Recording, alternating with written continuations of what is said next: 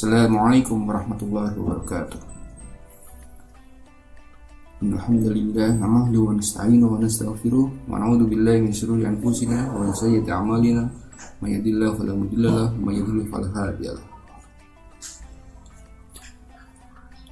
Alhamdulillahilladzi qad a'tana rahmatan wa hidayatan hatta nastati'a an nastami'a fi hadzal makan asy-syarif.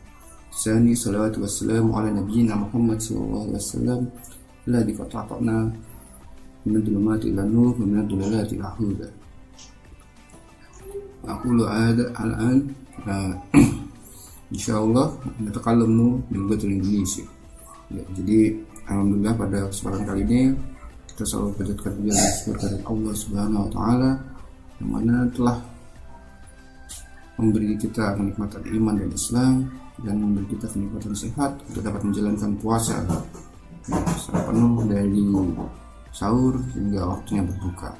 Alhamdulillah juga kita ucapkan syukur kepada Allah yang telah memberi kemudahan kepada kita ketika menjalankan ibadah ini, bulan puasa ini. Kita juga bisa mengikuti dengan ibadah-ibadah yang lain, baik itu ibadah membaca Al-Quran, melaksanakan salat, yaitu karena salat yang dilakukan di bulan Ramadan, yaitu salat tarawih dan witir, ataupun dalam amalan-amalan lain yang diutamakan, yaitu salah satunya adalah sedekah. Di mana Rasulullah SAW ketika bulan Ramadan itu lebih memperbanyak sedekah yang dia lakukan di bulan Ramadan. Kenapa? Karena salah satu hikmah puasa yang kita lakukan itu adalah bagaimana kita merasakan kondisi ketika orang-orang sedang laparan, menahan lapar baik itu yang disengaja maupun lapar yang tidak disengaja. Lapar yang disengaja adalah ketika orang-orang melakukan puasa, baik itu puasa wajib maupun puasa sunnah. Adapun lapar yang terpaksa adalah ketika orang-orang dalam kondisi kekurangan, orang-orang dalam kondisi yang tidak memiliki harta atau makanan, sehingga akhirnya mereka terpaksa harus berpuasa, tidak bisa memakan. Salah satu nikmat dari puasa adalah kita memahami atau mengalami kondisi-kondisi tersebut. Ya, walaupun kondisi kita adalah untuk ibadah, tetapi kita mengalami kondisi yang dialami oleh orang-orang yang tidak atau kurang mampu tersebut, sehingga agar muncul perasaan, ya baik itu empati, ya baik itu simpati maupun perasaan yang dirasakan oleh orang tersebut, sehingga kita dapat memberi lebih, sehingga kita dapat memberi hal positif bagi mereka. Ya, salah satunya dengan sedekah. Ya, bagaimana kita berbagi, bagaimana kita mementingkan atau berusaha untuk mementingkan orang lain yang bisa jadi dalam kondisi yang lebih membutuhkan daripada kita.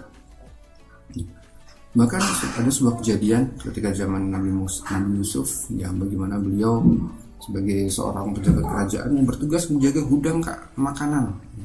Tentunya bagi beliau sangat mudah untuk mengambil makanan di gudang dan memakannya, bahkan mungkin bagi kita mengenyangkan dirinya sendiri. Ya.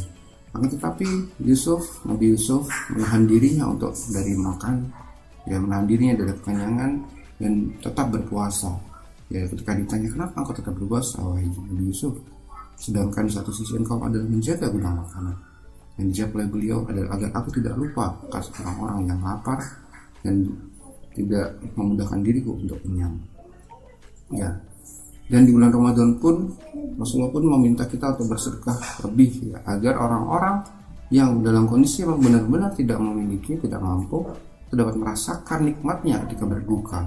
Dan bagaimana merasakan nikmat berbuka itu berbeda, ya. Yang tentunya dengan pemberian sedekah dari orang-orang dari kita yang memiliki rezeki lebih, itu dapat bermanfaat bagi kaum muslim yang lain.